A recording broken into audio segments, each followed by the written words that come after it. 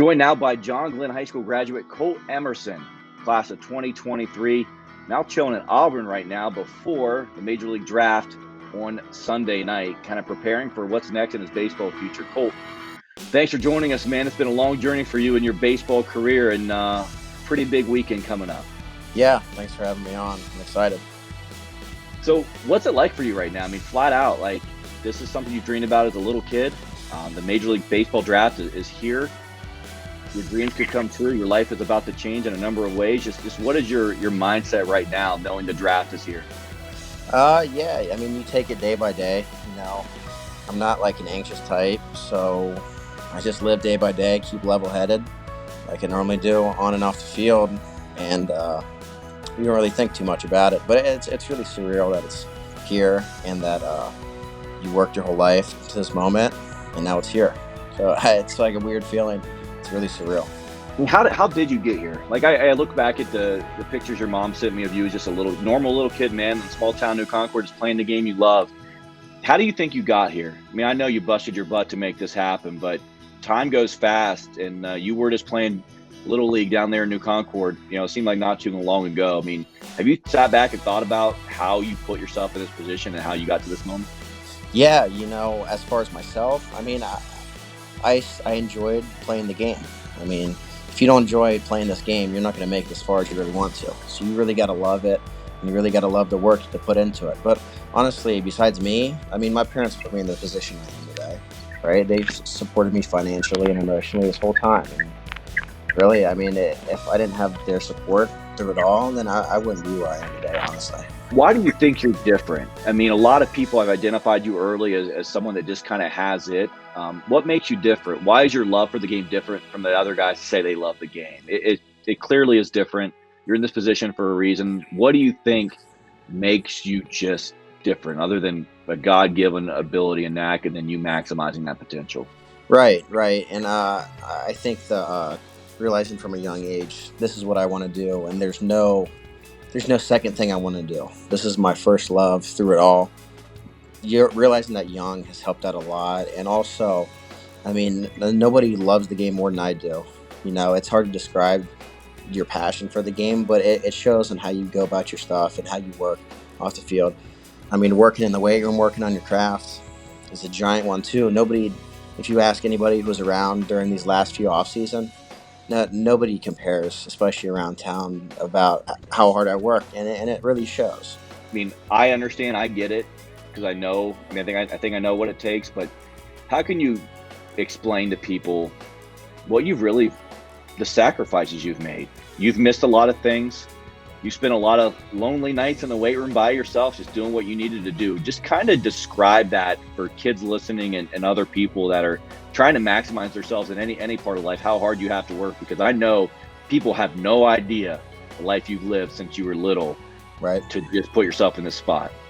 Right. I mean, honestly, like they weren't lying. They weren't kidding when they said it takes hours and hours alone working hard. But once you realize this is what I want to do and this is what I love, it's honestly easy, right? If you fall in love with progressing as a person on and off the field, I mean, it gets really addicting. And if you're an addictive person, it helps out a lot.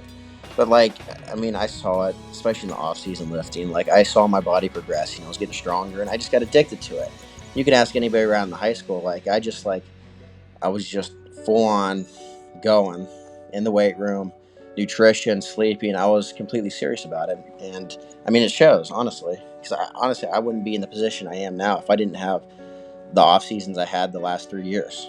Because of the work you put in, how does confidence come into play? Confidence is number one. You can't let you can't make the pitcher more than what he is. You can't make the pitcher less than what he is. Every single day, it's a constant. This guy's not going to beat me, and you go up there with the mindset that you're going to get a hit every single time. And on the other part of that is how you respond to it, because you're going to get out. It's baseball, right? Everybody gets out, and if you respond to it bad, you're just going to keep getting out, and you're going to eventually go in a slump. But I mean, I don't slump because I don't let things affect me, right? Especially this year. I mean, there was guys chirping me from the other dugout, and fans and stuff, you can't let that bother you because, like, I'm in the situation that they want to be in, so they're gonna try to dismantle you at any time, right? So you can't let that affect you, or they're gonna win. It's me being competitive. Right. Now, at the same time, I've heard and saw people getting their picture with you before and after games too. So they might have Oh been yeah, chirping, but oh they yeah, wanted to make sure that they had a they keepsake from the future major leaguer. oh yeah, they chirp you, but when it's time to say it face to face, I get it, but like, we're kids. It's funny at the end of the day. You don't take it too seriously. It's not personal. It's just funny. Right.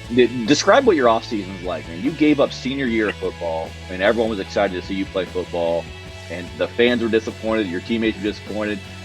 But it was a tough call, man. You missed out on that. I mean, just talk about the sacrifices you've made along the way. You're eating, maybe skipping out on pizza night.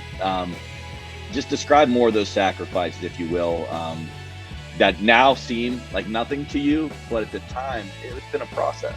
Right. Every summer since I was 12 years old, I was gone in the summer. I was gone playing somewhere else. I didn't get to hang out with my friends every single day in the summer like normal kids do. And I wouldn't change that for anything. I love my friends. I love the boys. But like, if you have a dream to achieve, you're okay sacrificing some things, because once you achieve that goal and you're there and you made it, you can always have time to go hang out with them and do this and do that. So sacrificing wasn't a problem because of the passion I had for this game. It was an easy choice, just like not playing my senior year of football. It was hard at start, but as it went along, it was easy because I realized if I would have played football, then I would have missed out on this opportunity, Team USA, right?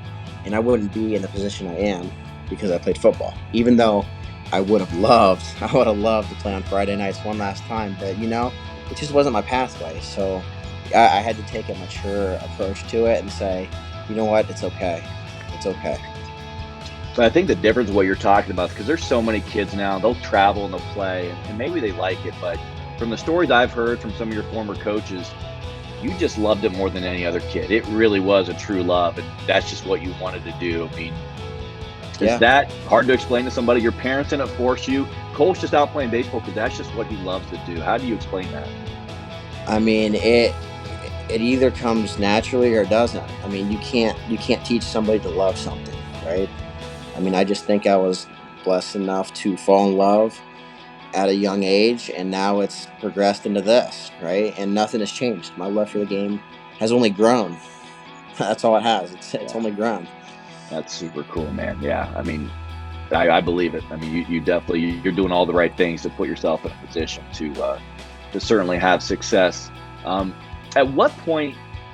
It's probably been multiple points in your life where this continued to be a reality. But at what point, like, what was the where we like this? It seemed like I got a chance. Like, were you 10? Were you 8? Like, at what point were you starting to stand out where people were just like, there's something about this kid that might make him different? Do you remember that? Where it started clicking Yeah, for you a little different? I've gotten told stories of when I was a T-ball, just like how far I could hit the ball, how I hit the ball, how I swung. But when it came to realization for me, it was like probably 14 year when college coaches started coming to games to see me. So that was very surreal, and like, it was just cool to see people that, I'm from southeastern Ohio, right? New Concord, Cambridge. So like the fact that ACC coaches, SEC coaches were coming to see a kid that lived in Ohio was insane. I mean, I mean, Right. yeah, right. Anybody could say that, but really, it was kind of cool, and now it's sprung to this. It's kind of crazy. Why were they coming? What did they see, and what was identified in you so early that the word got out that this is a kid that should be on your radar as a Division One or professional baseball player? Yeah, definitely my hit tool. You want Everybody will say I'm the most consistent hitter out of anybody, right? I have an approach, and I stick to it, and I do my thing, and nothing sways that. And I don't try to do too much. I don't try to do too little. Base hit to left center field every single time. And that the best hitters in the major league hitters, they're all inside out hitters. They get on base, consistent, right? Those are the best hitters, and that's what a lot of people see in me. Consistent, leader on the field, shortstop, good tools. I mean, yeah. So I know you've kind of done the showcase route here the last month. You visited some major league teams. You showcased for them a little bit. What's it been like to do that? To hit in those parks, to go up there with confidence, smack the ball, and say, "You need to take me." Like, what's that been like for you as a kid, dreaming to do it, and then you were out there, and you were, from what I heard, you did pretty well. Yeah, I mean, once you got there, it was like, oh, this is cool. But once you step in that box, you don't think of it as anything more than what it is, just a baseball field, right? And if you make that field look small, man, they're going to love you. And what I did, every field I went to, I made the field look small.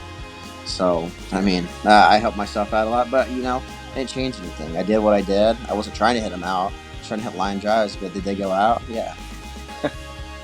Not too bad, man. So obviously a lot is up in the air. You have no idea. You have an idea where you may go or where you may fall, but what do you think people like about you? If a team takes a chance on you, what do you think why do you think they're taking a chance on you? What is the upside you provide, and what are teams saying they like about you that makes them want to potentially take you? Yeah, 100% my hit tool. The age I am now, I'm 17. I'm still going to be 17 after the draft. I have nothing but, upwards potential, right? I'm not even a legal adult yet. And I'm hitting balls 400 feet. So, honestly, they just see complete upside Love it. potential in me. And Love no that. matter who it is, that's all you can really see because I'm hammering balls. Guys like hitters first, right? I'm going to develop home run power, right? So are you confident you could step in there and hit major league pitching and be a pro very, very soon? I mean, do you feel that good about your game? Yeah, 100%. That's awesome, man. Love that. That's just fantastic. Tell me about your family. I think your story is so intriguing because, let's be honest, a lot of people just don't know much about it. You know why? Because your family doesn't talk about it. You don't talk Right. about it. You just go about business, and I just think that's so special and so fascinating. I love your family. I think you guys are unbelievably, almost too humble at times. That's why I want to get you guys on here and talk to you, because I want people to know, one, how special you are, but what you've done to get here. But just tell me about your family and about your family's approach to just doing the right things, and clearly it's worked out for you to this point. Yeah, everybody in my family is really, I guess, conservative on the information they give out. But Right. nothing's really a secret. I'm not a big all of us are really level-headed people, and honestly, I mean, I don't know. It's just it's hard to describe because it's yeah, this is my life, but none of us, we're extremely humble, and if somebody really doesn't ask about it, then we're not really gonna Of put it out course. there because you know you, you don't want people to attract to you that only see baseball in you, right?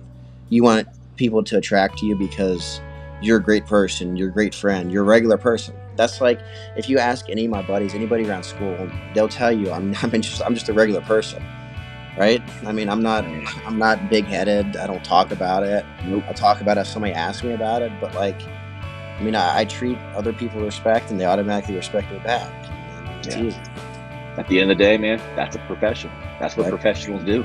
You act professional, and you've carried yourself like that since you were a kid, doing what you do. New Concord, a special place. You grew up playing with your buddies. You guys are a tight knit group. You went to all the basketball games, supported them. You were at the football games, supporting them. You spent your senior season with them. What's it like having that tight knit group, that community, and just being a Muskie and knowing that people are going to be able to claim Colt Emerson from New Concord? Be pretty proud of that. Yeah, the giant support system is one of the main things that helps guys like me succeed, right? If you don't have a support system behind you where you can go talk to people or express yourself around people, you're ultimately going to fail. You need to have, and I've got it. I've got a giant support system. I know I can talk to anybody in Concord about anything. If I need anything, I know people will be there for me, and it's a great feeling to have. You're obviously down at Auburn right now, scholarship, college baseball potential, of course. So what a great opportunity that is, just to be down there and getting started now, just to make sure everything's lined up and ready to go. So that's cool. That's where you're in the Auburn locker room. For those of you watching, pretty neat. I had to ask you, the past week or so we're doing this draft party to kind of get the community involved, and I have bought a ton of your baseball cards on eBay. I'm probably sniping everybody, like just getting. How many of those? Tell me about, when did you sign those cards? How many did you sign? Because there are so many out there. Yeah, I signed these cards right before the USA tournament, and I signed 4,000. It took me like 3.5 hours to do. It was insane. But I've seen some pop up from when you were 14, also starting to pop. Yeah, I mean, I signed, I think, 2,000 then, and then 15U I signed more. There's a lot of them out there because every USA event that I did until 18U, from 14U to 18U, they had you sign those cards. So, I mean, it was nuts. Well, I don't know if you've checked lately, but one just popped up, a 1 of 1, the knob of your bat. Did you see that one just pop up? No, I have not. Check. No, I don't check. It's going for $400 right now. Jeez, I wish I had that. Right, and then there's another one right now that is the Wilson patch from your glove. That one's the one that's been on there a couple weeks as well. I did buy a $90 one. Did you? Yeah, so I mean, they're up there. Wow. They're up there. Wow. It's a good investment. I hope you can make that a good investment. Yeah. I mean, if you're going to invest in somebody, I hope it's me. We believe in the Muskies, man. We'll get this wrapped up here in a second. The first thing is, what advice do you have to kids, man? So many little kids play baseball. So many kids look up to you, and they're hopefully going to be watching you for years to come. What's the advice you give to kids about playing the game? Because clearly you've done it the right way for a long time. Right. I mean, honestly, if you love the game, you can achieve it, even being in a small town. In Southeast Ohio, we don't have the best resources, right? There's not always a batting cage you can go to, but if you really love the game, you find a way. I mean, and that's what I did. I mean, it's going to take a lot of work. I'm not saying it's going to be easy, but like, if you really love it, this is what you really want to do, you're going to find a way, just like I did, and it's going to go great for you. So I don't give up hope just because there's not that great resources. It's 100% doable, right? Yeah, I mean, you're definitely living proof, because you're just a normal kid at a normal school. They just love the game of baseball. I mean, flat out. Exactly. So, say it's draft night. It's here. Are you nervous? Are you excited? Are you emotional? What's it gonna be like to get that call?